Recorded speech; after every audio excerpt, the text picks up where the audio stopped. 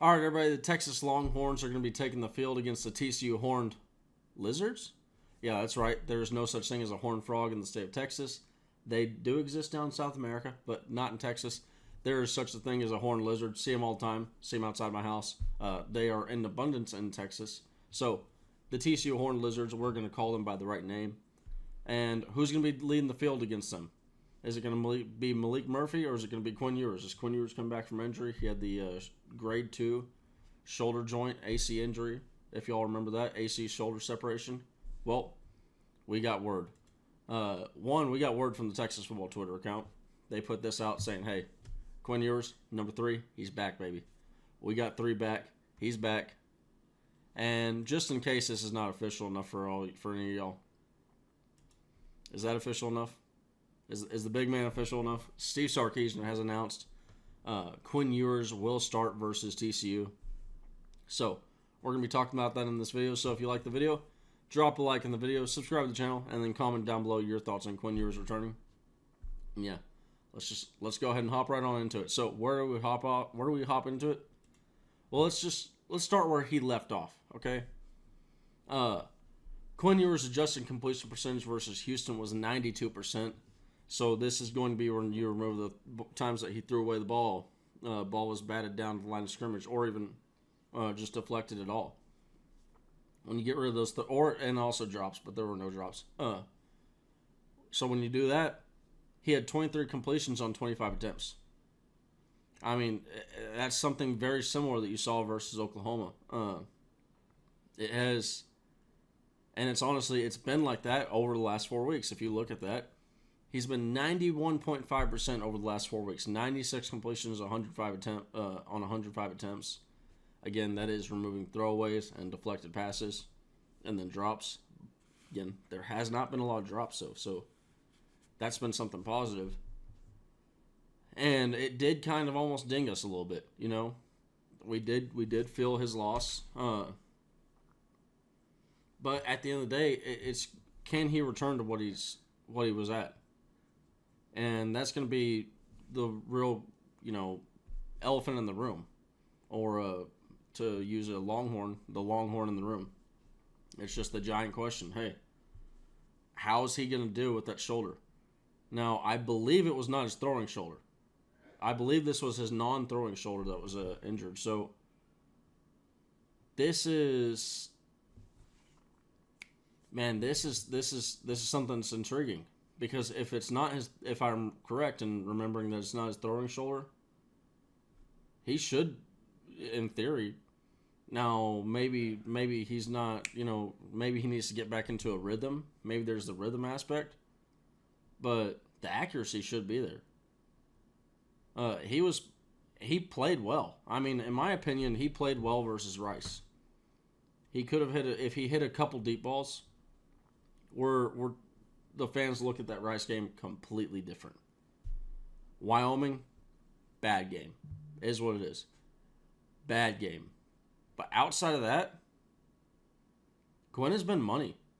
He's taking care of the football. I mean, his three interceptions this year. One was the last play before halftime, so he's trying to force the ball too much. It was one of the few times that you actually saw him trying to force the ball, and the ball got picked off versus Kansas.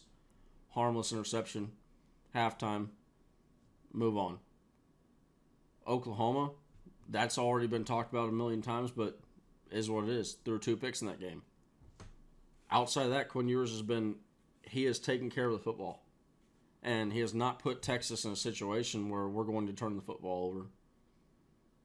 Now, you could consider punts as turnovers, so maybe you look at it in that aspect that maybe, we still are turning the ball over a little bit.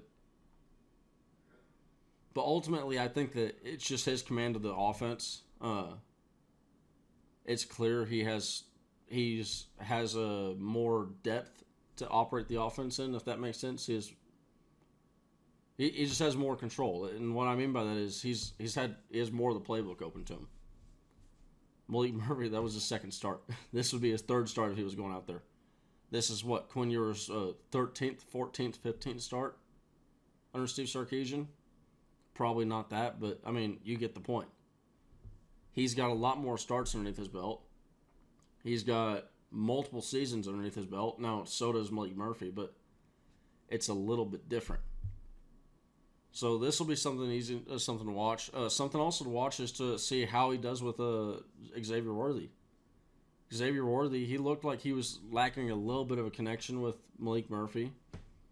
That's not to, talk bad about Malik, because he had one hell of a connection with Adonai Mitchell. So that'll be something worth that'll be worth noting to watch. One thing, I think Jatavian Sanders is going to start to get a lot of targets. Jatavian Sanders, we all know that this is Quinn's dude. That is Quinn's safety blanket. And I do wonder how much we're going to pass the ball, but again, if it's his non-throwing shoulder, and hold on one second. And that's why we check things, because it is his throwing shoulder. So that does change a little bit. That does make you wonder, okay, the accuracy, does the accuracy get affected? Okay. It being his throwing shoulder, they're obviously going to try and attempt fewer passes with Quinn Ewers. That's just like common theme, common knowledge that you might get with a quarterback returning from a shoulder injury. I was thinking it was his left shoulder, not his right. It was his right. Another thing, please, Quinn Ewers, start sliding. I know he did not get injured on a hit where he took it on his left shoulder, but please, for the love of God, just start sliding. Just start sliding when you're running. You got too much money on that right arm to not slide. It bewilders me every single time I see it. This should be a heavy rushing attack though. Just put the game on the shoulders of Jonathan Brooks and Cedric Baxter. And if we need Quinn Ewers to, say, hey, Quinn, go win the game for us, please. But at the end of the day, I'm ecstatic with I know I may seem a little flat, right? But I'm pumped. I am happy because Quinn Ewers, ultimately, I think that we can win with Malik Murphy. 100%. We can win the rest of our games with Malik Murphy. Maybe when you get to Oklahoma State, that's when you start to really, okay, maybe we have a talk about some things, not putting in a new quarterback or anything like that, but maybe we might take a loss. Maybe. They're a good team. But at the end of the day, we can win with Malik Murphy the rest of the games through, but having Quinn Ewers, that changes it. That makes it even that much better. I just think that he's going to be able to operate this offense. I think he's going to be able to move the ball down the field. Whether you want to call him a field general or not, not field general. God, what am I? What? It's not system QB. You know what I'm talking about. The Mac Jones. The oh my goodness, hold on. I was looking for game manager. Game manager was the term. Okay. So people can call Quinn a game manager all they want. At the end of the day, you know what game managers do? They win football games, but they're usually on winning teams, and offense is moving down the field. You're not managing the game if your offense isn't moving. So I'm fine with him being called a game manager. This is big news, and you know what? This team, they've clearly shown in the past. If you go back to the Alabama game, you look at the footage post-Alabama win.